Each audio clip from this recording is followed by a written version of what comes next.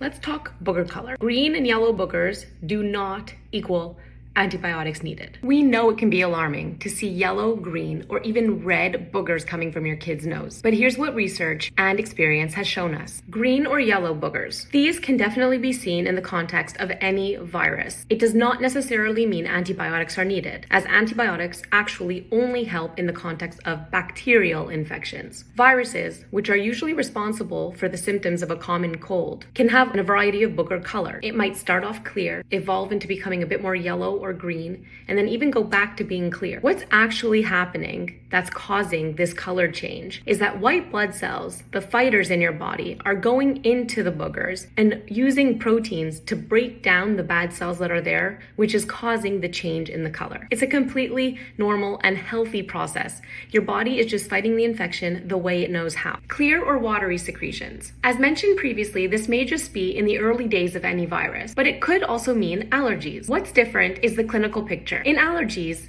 a kid might present with a runny nose, sneezing, itching in the nose, and congestion. You may also see that it appears in the context of that allergen or irritant, and then improves once that allergen is removed. Red or brown boogers. This is usually indicative of a little bit of blood. Don't be alarmed, it's quite common. This can be from dry air, regular nose blowing, irritation, even nose picking. This is generally not concerning, especially if it's only filaments embedded in regular boogers. Black boogers. These are usually the most rare and can be indicative of dry blood, dirt, or smoke exposure. If these persist or there are other symptoms involved, it should prompt you to go see a healthcare professional. As you can see, there are a lot of booger colors. The majority of them are harmless.